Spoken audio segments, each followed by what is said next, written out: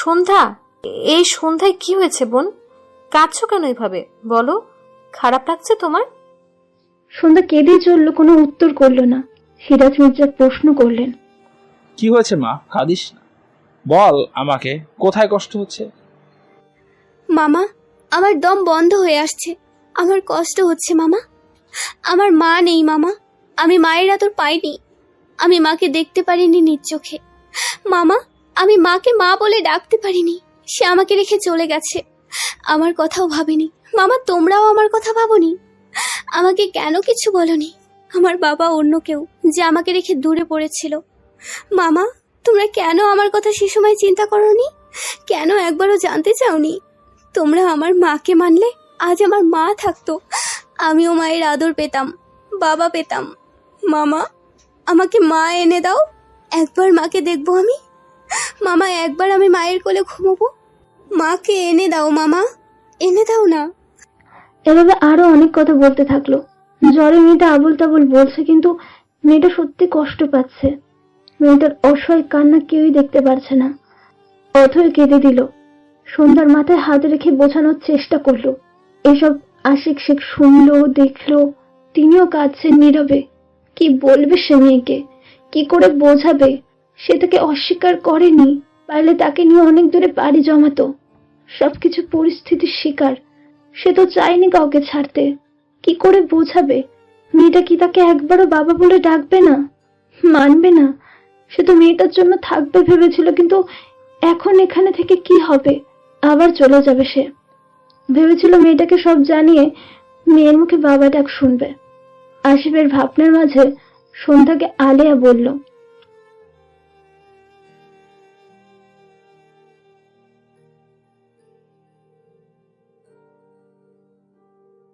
তুমি আমার মা? সন্ধ্যা পিট পিট করে চেয়ে বলল কথাটা। মেয়েটা কি স্মৃতিশক্তি হারিয়ে ফেললো? জ্বরে কি সব ভুলে গেল? কেউ কোনো কথা বলছে না, শুধু সন্ধ্যাকে দেখছে। দেখছে একটা মেয়ে মা ছাড়া কতটাই অসহায়, বাবা ছাড়া কতটা অসহায়। একটা সন্তানের হাজার ভালোবাসা থাকুক পরিবারের, হাজার আদরের হোক বা না কেন পরিবারের কাছে, সেই সন্তানের মা বাবা না থাকলে সে কখনো ভালো থাকে না। মা বাবার মতো কেউ বোঝে না সন্তানের কষ্ট, দুঃখ, সমস্যাগুলো। কখনো মা বাবা ছাড়া একটা সন্তান সঠিকভাবে বড় হতে পারে না।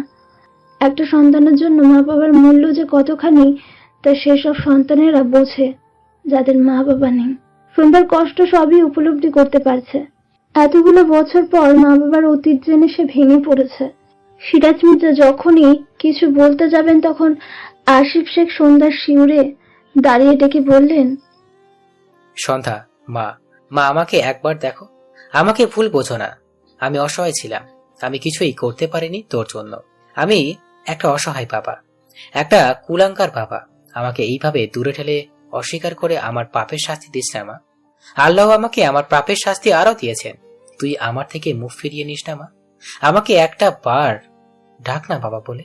মা, তোর বাবা আছে, এই দেখ আমি। আসিফ শেখ অসহায় কণ্ঠে কথাগুলো বললেন। সন্ধ্যা তাকালো বাবার পানে, অসহায় মুখে বাচ্চাদের মতো করে ঠোঁট উল্টে কেঁদে দিল। বলল, কেন আমার সাথে এমন হয়েছে? কেন আমার অতীত এমন? কি জন্য তোমরা সবাই আমাকে এমন জীবন দিলে? সিরাজ মির্জা সন্ধ্যার মাথায় হাত দিয়ে আদর দিতে দিতে বললেন, সন্ধ্যা মা, সব ঠিক হয়ে যাবে। আমি তোকে আমার কাছে রেখে দিব, কোথাও দেব না। আমার বোনের আমানত কোথাও দেব না। সিরাজ মির্জার কথায় আসিফ শেখ তাকিয়ে রইলেন ব্যথাতুর নয়নে। আজও তাকে তার মেয়ের কাছে আসতে দেবে না, আজও বাধা দেবে মেয়েকে বাবার কাছে আসতে। মনে মনে ভাবছিলেন, তখন সন্ধ্যা বলল, আমার মাকে ফিরিয়ে দিতে পারবে? পারবে আমার মা বাবা ছাড়া বড় হওয়ার সময়গুলো ঠিক করতে? যখন আমি দেখতাম স্কুলে সবার মা তাদের ছেলে মেয়েদের আদর করে দিয়ে আসতো, নিয়ে আসতো, অথচ আমি মা বিনা অন্যদের সাথে যেতাম, কারণ আমার মা তো পৃথিবীতেই ছিল না। সিরাজ মির্জা কোনো কথা বলতে পারলেন না। নাহিদা বললেন, এমন বলছিস কেন বাবু? আমরা তো তোকে কখনো অবহেলার নজরে দেখিনি। দেখেছি বল, সবকিছু সহজ করে নে শোনা। ভাব, তোর ভাগ্যটাই ছিল এমন। আমরা তো তোকে মায়ের অভাব বুঝতে দেইনি। তুই এখনো আমাদের কাছে আগের মতোই ভালো থাকবি। এতক্ষণ পর রশ্মি মুখ খুললেন। বললেন, সন্ধ্যা শেখ বাড়ির অস্তিত্ব। ও শেখ বাড়িতে যাবে, সেখানে ওকে যেতে হবে। গিয়ে থাকবে কি না থাকবে সেটা সন্ধ্যা যা বলবে তাই হবে। আমি ওকে আমাদের কাছে রাখতে চাই, ও থাকতে চাইলে ওখানেই থাকবে। সিরাজ মির্জা রশ্মির কথায় তাকালেন রশ্মির দিকে, কিন্তু কিছু বললেন না। রশ্মি মূলত কথাগুলো সিরাজ মির্জার উদ্দেশ্যে শক্ত স্বরে বললেন, যেন এর পরে আর কোনো বাধা না দেয়। তারপর সন্ধ্যার কাছে গিয়ে বললেন, কি রে মা, আমাদের কাছে যাবি না? দেখ চারিদিকে তোর কত আপন লোক, আমরা সবাই তোর আপন। শুধু মাকে পাচ্ছিস না সেটা নয়, তোর ভাগ্য ভেবে নে। কত ছেলে মেয়েদেরই তো মা থাকে না, তোর আমরা আছি, আমাদের কাছেই তুই ভালো থাকবি। অতীত তো পাল্টানো যাবে না সোনা। তোর বাবা আর মা পরিস্থিতির শিকার ছিল, এটা বুঝতে হবে তোকে সোনা। এই কথা শুনে সন্ধ্যা আশিফ শেখের দিকে তাকালো, কিন্তু কোনো কথা বলল না। সত্যি সব ভাগ্য তার, মা ছাড়া সবাই তার আছে। এখন সব তার চাইলেও ফিরিয়ে আনা যাবে না। মেয়েটার আর ভালো লাগছে না, সে সবাইকে উপেক্ষা করে চোখ বুঝলো। একটু সময় চাই তার, একা সময় চাই তার। কিছুক্ষণের মাঝে আবার ঘুম চলে এলো চোখে। শরীরটা দুর্বল, আরো কড়া ডোজের ওষুধে ঘুম এসে হানা দিল। সেলাইন এখনো চলছে। কেউ আর কোনো কথা বলল না। নীরবে সবাই একে একে বেরিয়ে গেল। সবাই বেরিয়ে যেতেই অথই পাশে এসে বসলো সন্ধ্যার। বসে অনেক কিছু ভাবতে লাগলো। এসবের সমাধান কি হবে না? কেউ কি তাদের ভালোবাসাও মানবে না? আবারও কি একটা ব্যর্থ ভালোবাসার গল্প তৈরি হবে? আবারও কি আলোর মতো পরিণতি হবে? ধক করে উঠল অথয়ের বুক। না না, কি সব ভাবছে? সে সায়েমকে চিনেছে, এইসব হতে দেবে না। কিন্তু তখন সে কি বলল? তাকে সে জেদের জন্য বিয়ে করতে চায়, শুধু কি দু পরিবারের শত্রুতা থামানোর জন্য? এর মধ্যে কি ভালোবাসা নেই? সে কি ভালোবাসে না তাকে? এসব ভালোবাসা কি জেদ নাকি সত্যি? মনটার মধ্যে কেমন খচখচ করছে। সে কি সায়েমকে পেয়েও পায়নি? ভাবনা শেষ করে সন্ধ্যার পানে তাকালো। এই মেয়েটার প্রতি এই জন্যই তার এত মায়া মায়া লাগতো। রক্তের সম্পর্কের জোর বুঝে এমনই হয়। মেয়েটা অনেক আদুরি, ভালোবাসতে মন চায়। তারপর সায়েমের সাথেকার কথা মনে পড়ে গেল। কি পাগল ছিল সে! মেয়েটাকে সায়েমের সাথে দেখে কত কিছুই না ভাবতো। কিন্তু এখন সে তার বোন হয় জানতে পারলো। সব ভাবনা এক জায়গায় রেখে সে এখন এই মেয়েটাকে কিভাবে তাদের কাছে নিয়ে যাবে সেই ভাবনাতে ব্যস্ত হলো। কারণ চাচুকে আর কষ্ট পেতে দেবে না সে, তার মেয়েকে তার কাছে নিয়ে যাবে। কিছুক্ষণ পর সেখানে হতভম্ব হয়ে সাইফা এলো। সে এতক্ষণ কলেজে ছিল, বাসায় গিয়ে মায়ের থেকে জানতে পেরে চলে এসেছে। মূল ঘটনা এখনো তার অজানা। এসে দেখলো সন্ধ্যা ঘুমে, আর অথই পাশে বসা। অথইকে জিজ্ঞেস করলো কি হয়েছে। অথই সাইফাকে বাইরে নিয়ে গিয়ে সব বলল। পরের দিন সন্ধ্যাকে দেখতে হসপিটালে স্বামী আর শুভ এলো। সায়েম সাইফ হসপিটালেই ছিল রাতে। রাহাব আর সায়নও এসেছে দেখতে। সন্ধ্যার শরীর আজ একটু সুস্থ, বিকালে ছেড়ে দেবে বলেছে ডক্টর। সকাল 8টার সময় আলেয়া আর সিরাজ মির্জা এলেন। আলেয়া সায়েমদের জন্য খাবার এনেছেন। সায়েম মানা করেছিল, কিন্তু মায়ের কথার বাইরে খেতে হবে না। সন্ধ্যা কেউ যেন না দেয়, সে খাবার আনবে। আলেয়া এসে সন্ধ্যাকে খাবার খাইয়ে দিল। সাইম সাইফও সেখানেই খেলো বসে। স্বামীয়া বসে আছে সন্ধ্যার শিওরে। মেয়েটার চোখ মুখ শুকিয়ে উজ্জ্বল মুখটা কালো বর্ণ ধারণ করেছে। সাহেব খেতে খেতে সেসব লক্ষ্য করলো। একবার বাড়ি নিয়ে যেতে পারলে সন্ধ্যাকে আর এসব নিয়ে ভাবতে দেবে না সিদ্ধান্ত নিল। খাওয়া শেষ হতে ঘন্টাখানেক পর আশিফ শেখ, অথই আর আশরাফ শেখ এলেন।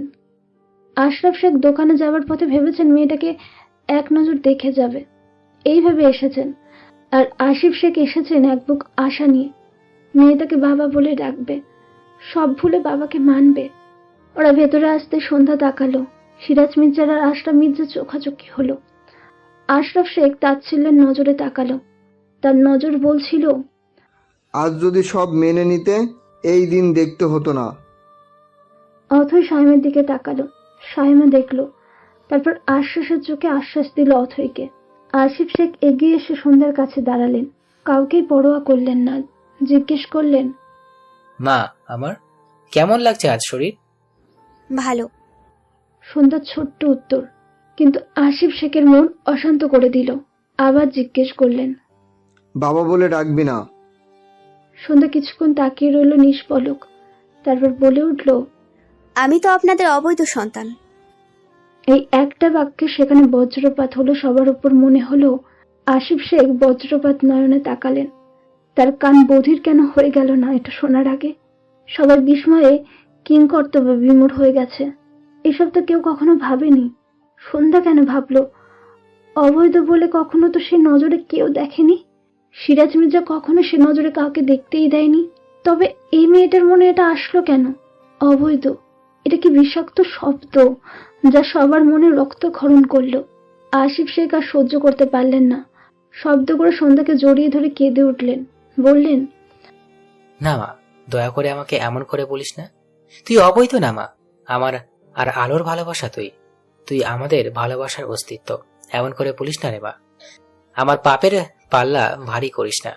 আমি তোর মাকে বিয়ে করে বৈধতা দিয়েছিলাম, কিন্তু সব ঝড় এসে ওলট পালট করে দিয়েছিল। সে ঝড় আমাদের একসাথে থাকতে দেয়নি রে। তোর মাকে আমার বউ নামে থেকে অন্যের জন্য কবুল বলতে হয়েছিল রে মা। তুই অবৈধ না এইসব আর বলিস না। আমি তোর জন্য বেঁচে আছি রে মা। আমাকে একবার কেউ জানায়নি তোর মা আমার ভালোবাসা বিচ্ছেদ পরপারে চলে গেছে। কেউ জানায়নি রে। আমাকে পাপ থেকে মুক্তি দে মা। এইসব বলিস না, আমার বুক জ্বলে যাচ্ছে। বলা শেষে আবারও তিনি জোরে জোরে কাঁদতে লাগলেন, ঠিক সেই বহু বছর আগেকার মতো, যেদিন আলো আর নিজের সন্তানকে তিনি রেখে চলে গেছিলেন। সিরাজ মির্জা অবাক নয়নে আসিফ শেখের শেষ কথাগুলো শুনলেন। ঘাড় ঘুরিয়ে আশরাফ শেখের দিকে তাকালেন। সন্ধ্যার চোখ থেকে পানি পড়ছে। এদিকে সায়ম সম্বিত ফিরে পেয়ে বজ্রহত কণ্ঠে মৃদু ধমকে বলল, সন্ধ্যা, কি বলছিস কি তুই? মাথা ঠিক আছে তোর? সাহেব ধমকে বলল, আর একবার এই শব্দ উচ্চারণ করবি তো তোর হাল খারাপ হবে। ওদের কথা শুনে সন্ধ্যা বাবাকে শক্ত করে জড়িয়ে ধরে জোরে জোরে কেঁদে দিল। এটা যে হসপিটাল আর পাশের কেবিনে রুগীরা আছে এটাই যেন বাবা মেয়ে ভুলে গেছে। সন্ধ্যা কাঁদতে কাঁদতে বলল, বাবা, আমি চাইনি বলতে এটা। আমাকে তোমরা পৃথিবীতে এনেছো, কিন্তু তোমরা কেউ আমার পাশে ছিলে না। আমি তোমাদের পাইনি আদরের জন্য। আমার শৈশব তোমাদের ছাড়া কেটেছে। আমি তোদের ভালো থাকার জন্য চলে গিয়েছিলাম রে মা, তোদের সুখে রাখার জন্য চলে গিয়েছিলাম। কিন্তু আমি তো এসে তোদের এইরকম দেখতে চাইনি। আমার ভালোবাসারা সুখে ছিল না সুখে। কাঁদতে কাঁদতে বললেন আসিফ শেখ। সবার চোখে পানি টলমল করছে। সাইম আর অথয় এগিয়ে এলো একসাথে। তারপর এলো আলেয়া আর সামিয়া। অথয় সন্ধ্যাকে তুললো বাবার বুক থেকে। বলল, আমাদের বোন তুমি। তুমি সম্পূর্ণ বৈধতার সাথে আমাদের সাথে থাকবে। তোমার অধিকারে থাকবে তুমি। এমন আর কখনো বলবে না। আলেয়া বলল, এসব আমরাও কখনো ভাবিনি। তুই কি করে ভাবলি রে এটা? আমাদের তুই এতটা দূরে করে দিতে চাইছিস? এসব বলে নিজেকে ছোট করছিস। এমন কথা তোকে কখনো কেউ বলেছে? এমনকি আমরা সব জেনেও কখনো মনে আনিনি, প্রশ্ন করিনি তোর মাকে। তোর মা চলে যাবার পর তোকে আমরা সেই কাপড়ে মোড়ানো ছোট্ট শরীরটা কোলে তুলে নিয়ে বড় করেছি। পাড়া প্রতিবেশী যাতে এ নিয়ে আঙ্গুল তুলতে না পারে সেই ব্যবস্থা তোর মামা করেছিল। তারপরেও তুই এত বড় কথাটা বললি? আমাদের ভালোবাসা তোর কাছে কিছুই মনে হয় না? এত ভালোবাসি তবু এই কথা মনে আনলি? আমি দুঃখিত মামুনি। আমি তোমাদের ভালোবাসায় আঙুল তুলিনি। আমাকে তোমরা কখনো অবহেলা করনি। তোমরা সব জেনেও আমাকে তুলনামূলক থেকে দ্বিগুণ ভালোবেসেছো মামুনি। আমি আর বলবো না এসব। আলেয়াকে জড়িয়ে ধরে কথাগুলো কাঁদতে কাঁদতে বলল সন্ধ্যা। আলেয়া সন্ধ্যার মাথায় হাত দিয়ে বললেন, আর এসব ভাববি না। অতীতে যা হয়েছে সব ভুলে যা। সেসব ছিল সব ভাগ্যের পরিহাস। ভাগ্যের উপর কারো হাত নেই। কপালের লিখন কেউ খণ্ডাতে পারে না। এখন পরবর্তী জীবনগুলো আনন্দে কাটানোর জন্য প্রস্তুত হ। আলেয়া কথাগুলো বলে চোখ মুছলেন। সায়ম কাছে এসে সন্ধ্যার চোখ মুছে দিল। তারপর বলল, সেই ছোট্ট থেকে তোকে দেখে রাখছি এসব শোনার জন্য। আমার ফুপুর আমানত, তুই যাকে আমার ফুপু আমাকে সামনে রাখার আদেশ দিয়ে গেছেন, তার কথা ফেলি কি করে বল? তোকে যত্নে রাখার আদেশ পেয়েছি, তা আমি জীবনভর করব। সন্ধ্যা বসা থাকা অবস্থায় সায়মের কোমর জড়িয়ে ধরে বলে উঠল, ভাইয়া, আমাকে মাফ করো। তোমরাই আমার সব। আমার মা নেই, এটা আমার ভাগ্য। আর বলবো না এসব। সায়ম মুচকি হেসে নিচু হয়ে সন্ধ্যার কপালের উপরে চুল বরাবর চুমু দিল। সবাই স্বস্তি পেল সন্ধ্যার কথায়। আর কোনো দুঃখ আসতে দেবে না মেয়েটার জীবনে। অনেক সহ্য করেছে মেয়েটা, এখন শুধু ওর সুখের পালা। অথই মুচকি হেসে বলল। আমাকে আপা বলবে তো? সন্ধ্যা মাথা তুলে অথয়ের দিকে তাকিয়ে বলল। আপা বলবো নাকি ভাবি বলবো, কোনটা বলবো বুঝছি না। অথয় ভরকে গেল সন্ধ্যার কথাটাতে, লজ্জা পেল। সায়েম হেসে ফেলল। শুভ, রাহাব, সায়ন মিটমিট করে হাসলো। আলেয়াও হাসলো। সাইফ হেসে বলল, তুই আপা বলবি, আমি ভাবি বলবো, বিষয়টা সেই হবে কিন্তু। হ্যাঁ, উপস্থিত থাকা একমাত্র স্বামীহাই কিছু বুঝল না। সে এখনো সায়েম আর অথয়ের বিষয়ে অবগত না। আশরাফ শেখ আর সিরাজ মির্জা একে অপরের দিকে তাকালেন। আশিফ শেখ বললেন, কিরে মা, যাবি তো আমার সাথে তোর বাড়িতে? এই কথা শুনে সাইফ চিল্লিয়ে বলে উঠল। না। সবাই একসাথে চমকে উঠে ভরকে গেল, তাকালো ওর দিকে। আশিফ শেখ ভুরু কুচকে তাকালেন। সন্ধ্যা বিষয়টা বুঝতে পেরে লজ্জায় মাথা নুয়ে ফেলল। এই ছেলেকে নিয়ে আর পারবে না কেউ, আজ তো একটা ফাজিল। না মানে, ও আমাদের সাথেই থাকবে, কোথাও যেতে হবে না। এমনি যাবে, ঘুরে চলে আসবে প্রয়োজনে, কোনো থাকাথাকি চলবে না। কথাগুলো মাথা চুলকে বলল সাইফ। বলা শেষে মেকি হাসলো, তারপর মাথা নিচু করে ভিড় বিড়িয়ে বলল, ও এমনিতেই আমার ঘরের, আমার বাড়ির চিরস্থায়ী হবে। কথাটা বলে তাকালো সবার দিকে। দেখলো সবাই ওর দিকে তাকিয়ে কিছুটা ভরকে গেল। সায়েম ধমকে বলল, চুপ যা গাধা, সত্যি বলার সাহস নেই, আসে আবার বড় দায়িত্ব নিতে। সায়েমের কথায় লজ্জা পেল সাইফ, মাথা নিচু করলো। আশিফ শেখ সহ বড়রা ভুরু কুচকালো, আর অথই তাকিয়ে থাকলো কিছু বোঝার জন্য। সায়ন বলে উঠল, এই ভাই সাহেব, মেয়েদের মতো লজ্জা না পাইয়া হবু শ্বশুরে থেকে মাইয়া চা। সায়নের কথা সাহেব থতমত খেলো। সিরাজ মির্জা বললেন, কি চলছে এখানে সব? কি বলতে চাচ্ছ তোমরা? পরিষ্কার করে বলো। ওরা দুজন দুজনকে ভালোবাসে, ওদের বিয়ের ব্যবস্থা করো। সিরাজ মির্জা অবাক হলেন, সাথে আলেও। তিনি তো কখনো ভাবেননি সাইফের কথা। সন্ধ্যাকে সাইমের সাথে বিয়ে করিয়ে নিজের কাছে রাখতে চেয়েছিলেন, সেজন্যই তো জোর করা। এছাড়া সাইমই সন্ধ্যাকে বেশি দেখে রাখতো, আঁকলে রাখতো দেখে তিনি জোর দিয়েছিলেন। রাজি নিয়ে তো কি হয়েছে, একবার বিয়ে হলে নিশ্চয়ই সব ঠিক হয়ে যেত, এই ভেবে জোর করা। সাইফের দিকে তাকালো সিরাজ মির্জা। সন্ধ্যা লজ্জায় মাথা নিচু করে আছে। অথয় মনে মনে খুশি হলো, আর সাইফ সিরাজ মির্জার তাকানো দেখে ভয় পেয়ে গেল। এমনিতে ভয় পায় সে চাচুকে অনেক, যদিও ততটা রুট নন ভাতিজার সাথে। সিরাজ মির্জা কিচ্ছু বললেন না, চুপ করে রইলেন। তা দেখে সবাই কিছুটা ভয় পেয়ে চিন্তায় পড়ল। এতক্ষণ আশিফ শেখ নীরবে শুনছিল সব। তিনি বললেন, আমার মেয়েকে বাড়িতে নিয়ে যাব আমি আগে, তারপর সব সিদ্ধান্ত নেওয়া হবে।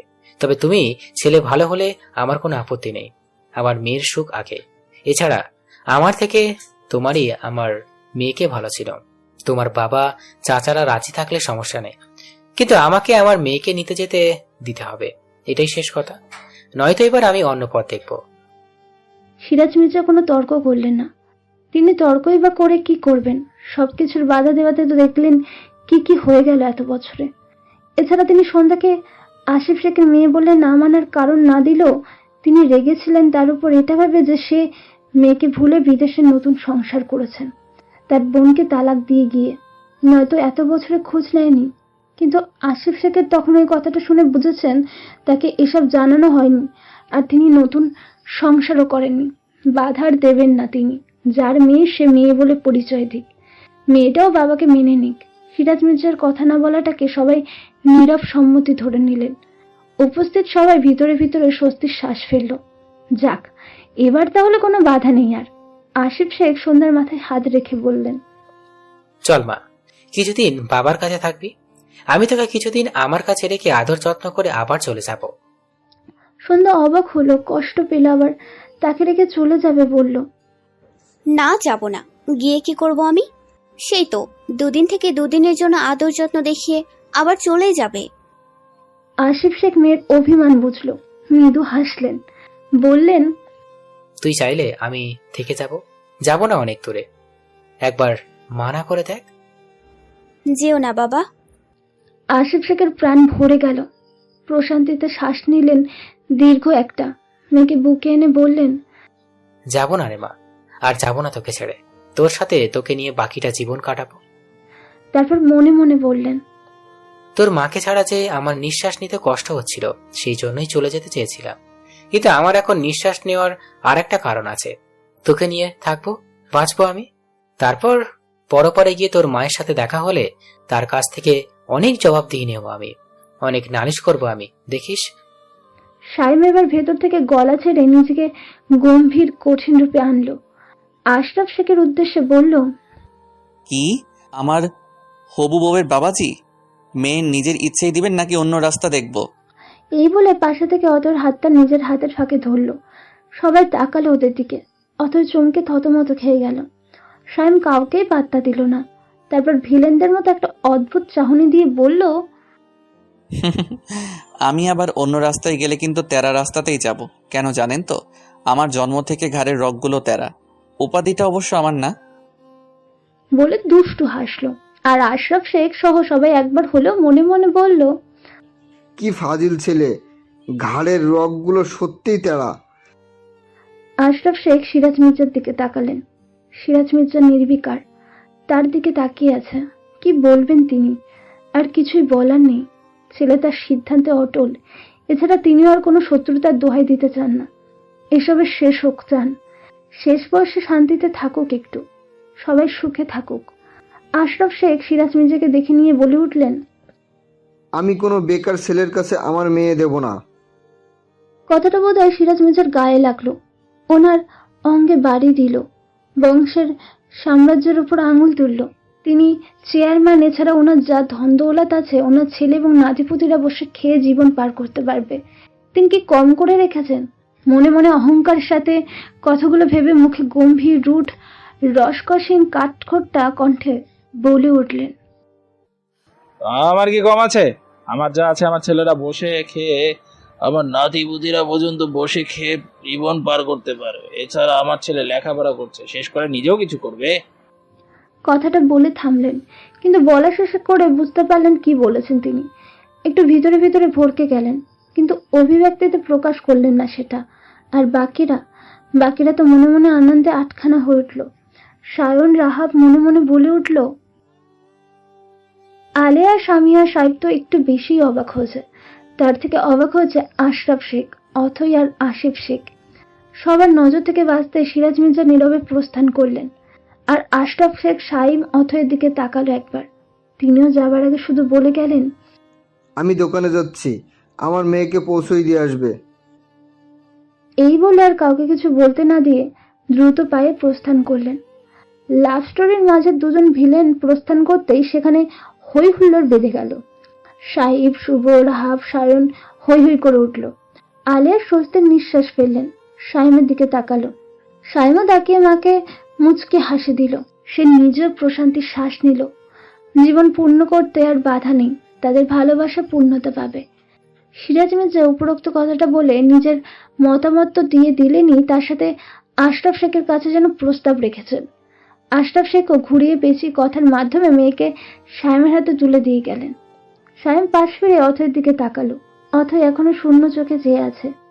সে এখনো কিছুই বিশ্বাস করতে পারছে না। সবাই অথয়কে খেয়াল করলো। অথয়ের অবস্থা দেখে সবাই মিটিমিটি হাসলো। সাইম ঠোঁট কামড়ে মুচকি হেসে অথয়ের হাত আরো শক্ত করে ধরলো। তারপর হালকা ঝুঁকি নিচু হয়ে অথয়ের কানের কাছে মুখ নিয়ে ফিসফিস করে বলল, প্রস্তুত হও আমার সুনয়নী। যা দেখছো শুনছো সবই বাস্তব আর সত্যি। মির্জাবাড়িতে আমার ঘরে আমার বুকে শুয়ে ঘুমানোর জন্য প্রস্তুত হও। আর হ্যাঁ, প্রতি রাতে কিন্তু জ্বালাবো, সেটাও সহ্য করার জন্য প্রস্তুত হও। শিউরে উঠল অথই সাইমন গরম নিঃশ্বাসে। সঙ্গীত ফিরে পেয়ে চমকে হতভম্ব, হতবাক, হতবুদ্ধি হয়ে গেল। কিছুক্ষণ কোনো কথা বলল না, শুধু সাইমের দিকে তাকিয়ে রইল। তারপর বলে উঠল, সত্যি? হ্যাঁ সত্যি। আমার বিশ্বাস হচ্ছে না। বিয়ে করে বাসর করলে তখন বিশ্বাস করতে পারবে। কথাটা সাইম দুষ্টু হেসে আবারও নিচু হয়ে অথয়ের কানের কাছে মুখ নিয়ে ফিসফিসিয়ে বলল। অথয়ের শরীরে কাঁটা দিয়ে উঠে বরফের ন্যায় জমে গেল। লজ্জায় দু কপাল লাল লাল আভায় পরিপূর্ণ হলো। মনে মনে বলল, কি নির্লজ্জের মতো কথাবার্তা। শুভ সহ সায়নরা কেসে উঠল। সাইমের উদ্দেশ্যে রাহাব বলল, দোস্ত বড়রাও আছে, একটু অন্তত জায়গা মাপেক। সায়ন চোখ গরম করে তাকালো। রাহাব পাত্তা দিল না। শুভ বলল, শালাবাবু জিতেছো কিন্তু। অথয় লজ্জায় মরি মরি। সায়ন উত্তরে হেসে পড়ল। দোলা ভাই আপনিও জিতেছেন কিন্তু। শুভ হেসে ফেলল। সামিয়া এবার সায়মের কাছে এসে ওর কান ধরে বলল, কি পাজি হয়েছিস রে তুই? বাবাদের সামনে কিভাবে কথা বললি? আবার এখন বড়ও মানছিস না। আর সব থেকে বড় কথা, এসব আমি কিছুই জানতাম না। সেজন্যই সেদিন তোর অথয়কে বমি করতে দেখে পারছিলি। এই পর্যন্ত বলে শুভর উদ্দেশ্যে বলল, তুমিও জানতে আগে থেকে, আমাকে বলনি। সায়ম কিছু বলতে যাবে শুভ বলল, আরে শালাবাবু তো আমাদের বিয়ের জন্য লগন নিয়ে যাওয়ার আগের দিন বলছিল অথৈকে ও বাড়িতে নিয়ে যাবার জন্য হেল্প নিতে। তারপর আমার পাঁচ ভাইটা মানা করছিল আগে কাউকে কিছু না বলতে, তাই আর বলিনি। সামিয়া অথয় অবাক হলো বেশ। অথয় মনে মনে ভাবলো শুভ ভাইয়াকে জানিয়েছিল। সায়ম সামিয়ার উদ্দেশ্য করে বলল, বুবু আমার কানটা ছিঁড়ে পড়ে যাবে, ছাড়ো। যাক চিরে পাজি, তোর শাস্তি এটা। বড়দের সাথে ওইভাবে কথা বললি? কি করব তুমি বলো? দেখলে না কেমন তেরামো করছিল সব, তাই আমিও সোজা আঙ্গুলে না পেরে আঙ্গুল বাঁকিয়েছি, মানে কথা বাঁকিয়েছি। এজন্য আমিও একটু তেরামো করে বললাম। সামিয়া কিছু বলতে নিবে, আলিয়া বললেন, ও তো পাজিগিরি আমার পেট থেকেই করতো। পেট থেকে বেরিয়েও একই রকম রয়ে গেছে, আমাকে জ্বালিয়ে মারে। এই বলে মৃদু মেকি রাগ দেখালেন আলিয়া। সবাই জোরে জোরে হেসে ফেললেন। সামিয়া সায়মের কান ছেড়ে দিতে সে অসহায় ভঙ্গিতে বাচ্চাদের মতো আলিয়াকে ডেকে উঠল। আম্মু।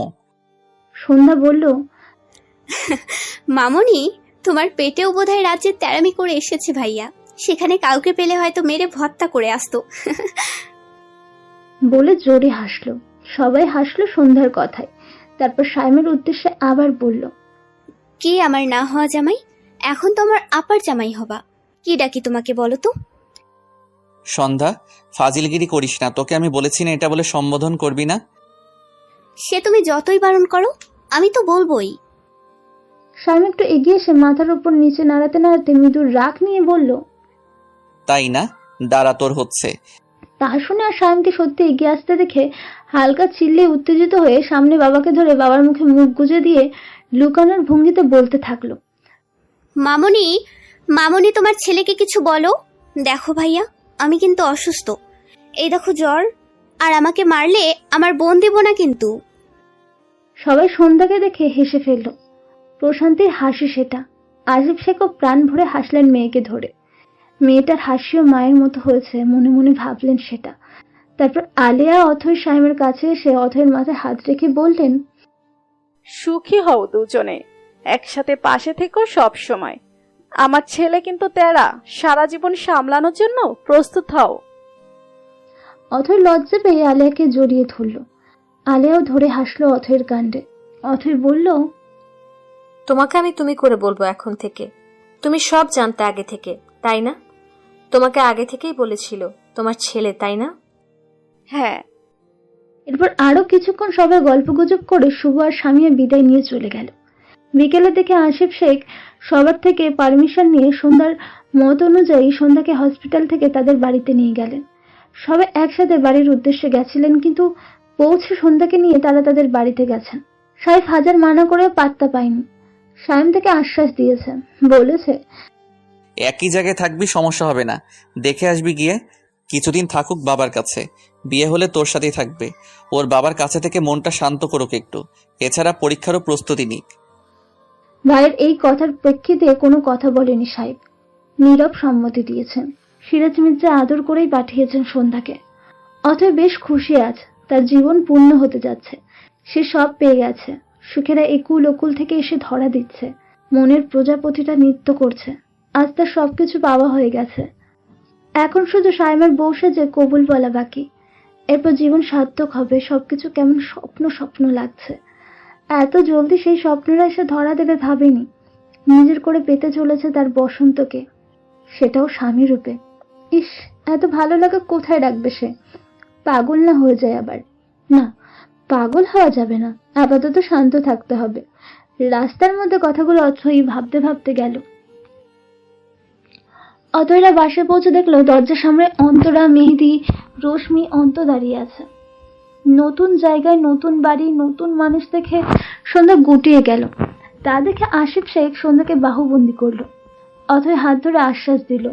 রশ্মি আনন্দে বিমোহিত হয়ে জড়িয়ে ধরলেন মেয়েটাকে।